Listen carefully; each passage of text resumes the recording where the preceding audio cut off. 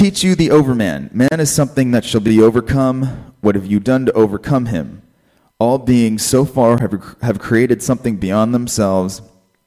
And do you want to be the ebb of this great flood and even go back to the beasts rather than overcome man? What is ape to man? A laughingstock or painful embarrassment. And man shall be that to overman, a laughingstock or painful embarrassment.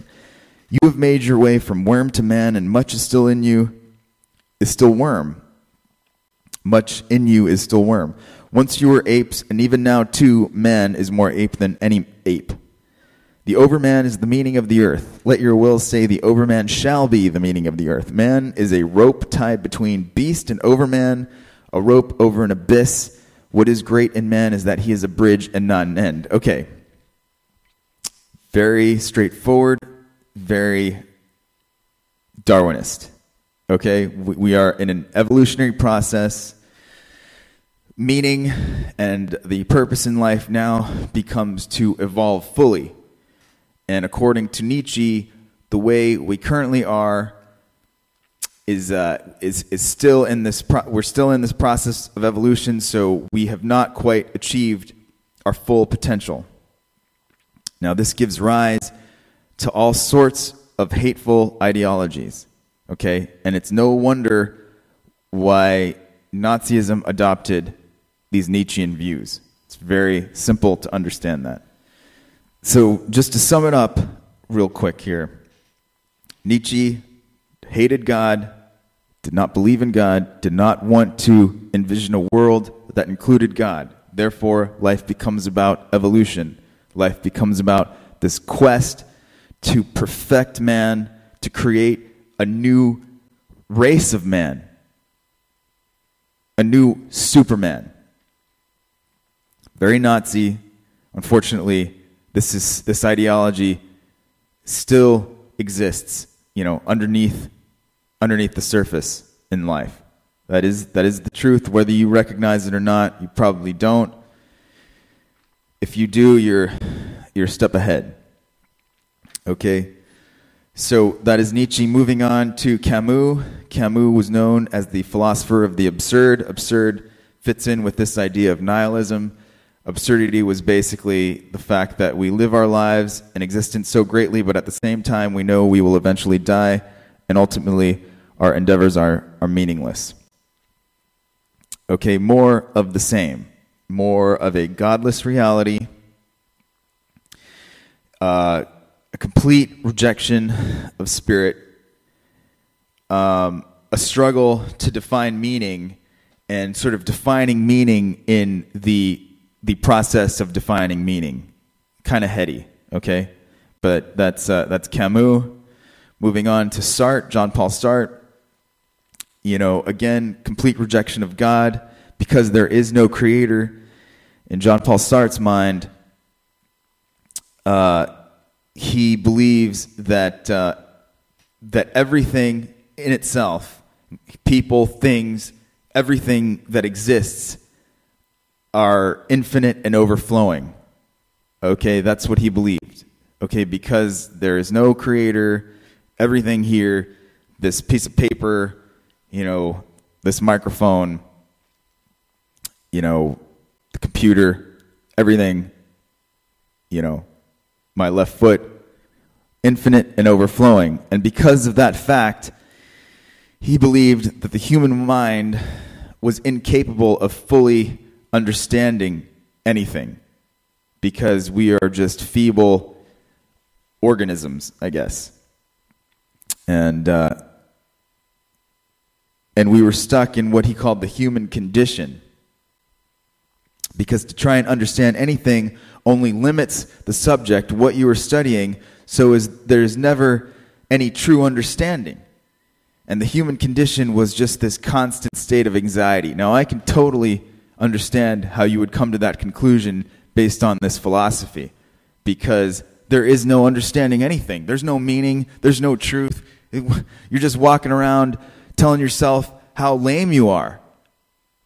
Okay? So, in the end, no truth, no God, completely a loathing for God. Okay, so that is existentialism. And what happens with existentialism is that you move into this extreme focus on the human experience. It becomes all about the self. It's very self-centered. It's very material. And it leads to all kinds of nasty ideas and concepts and philosophies like Nazism, communism. And in turn, that leads to oppression, murder, death, and mayhem, and all the rest of it. So this is what existentialism has done to humanity. The question is, how could these people come to these conclusions based on history? It's very strange, because like they were saying, for the 1,000 years before this period, this existentialist influx, every life was very much centered in Judeo-Christian values, in the spirit. And you can look at it in two ways. Well, you could say, well, people were tired of the oppression of that. They were moving into secularization. They were separating church and state. They were just done with the oppressive nature of the church. I can understand that. Okay, the other side of it is that there was this conscious effort to do that for another reason. And the reason being, well, what you get with no God is what I just described to you. And there are, some folk out there that do have a vested interest in maintaining these concepts of life that are, again, godless, void of spirit, rooted in the human experience. Okay, so that is why I bring up existentialism. And I also mention the fact that, again, as a poli-sci major, everywhere I went, I was basically handed these books. Really makes you wonder. And again, the strange thing about how they came to these conclusions, because if you look at the history of paganism, it is chock full of theism. I'm not saying they worship the true God or anything, but what I'm saying is they did worship the spirit. And they incorporated all kinds of things, including things like witchcraft and things like spirit channeling. Okay, so I guess at this point, they just chose to ignore that history. Again, you would want to ask yourself, why would they do that?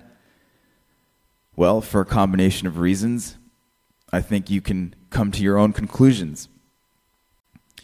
Okay, so existentialism is very much rooted in evolutionism, is very much rooted in this idea that human beings evolved from nothing into reptiles, into mammals, into apes, into Neanderthals, and eventually into humans. And in turn, that leads to ideas and concepts that revolve around the evolution of the races. And other people come to conclusions that some races have evolved more than others. And that leads to, another system of oppression, very much rooted in Nazism, elitism. Okay? And again, if you look at Nietzsche, his concept of the overman, the main purpose in life is to create this new species, this new super race. Okay? So that is definitely a reality in our lives. People are looking to do that. And that is why I bring you existentialism. So I guess the question then becomes, well, that makes perfect sense because we've proven evolution.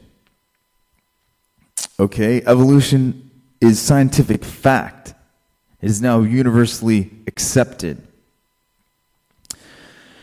And you're right. It has been almost 100% universally accepted.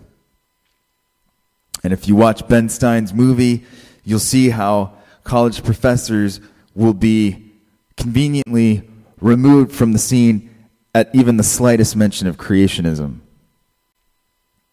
So, again, you have to ask yourself why. I mean, they gave us the movie. I'm just commenting on it.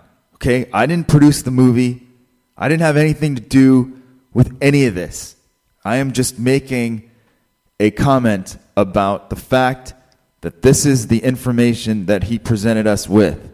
Okay? They are firing professors that discuss creationism. Well, the obvious reason for that would have to be, well, they want to push evolution. Okay? Evolution is the way it works. Is the way the world turns. Whatever. All right? And that is what you most likely believe. And again, you are free to believe whatever you want in this world. This is a world where if you really have the freedom to do anything, that is, you have the freedom to believe in whatever you want. And that may honestly be the extent of it, but you do have that. So if you want to believe in evolution like everybody else, that's totally fine. And you may be thinking, well, this Mr. Moon guy must be just a crazy creationist, some fundamentalist. But the truth is, I wasn't even raised Christian. I didn't really even think about any of this stuff. Even when I was in college. When I was in college, my mission was music. I didn't really care. I thought these classes were cool. I thought my professors were really super intellectual, and that was, where it ended. I didn't really think about it too much. I wrote the papers. I followed through. I did my homework. Okay, but now I have a whole new perspective on things, and I see it all differently,